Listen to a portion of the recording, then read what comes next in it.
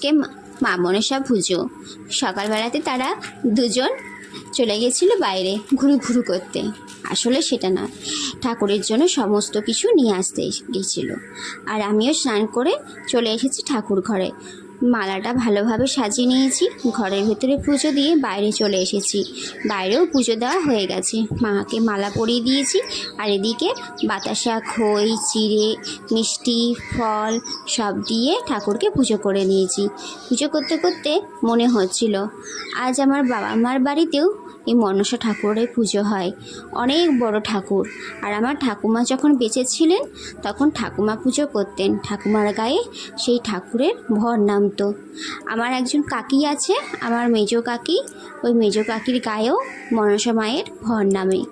অনেকে হয়তো বিশ্বাস করবে না যে ভর আবার কি, কিন্তু হ্যাঁ, মা আসেন, মা সবসময় আসেন।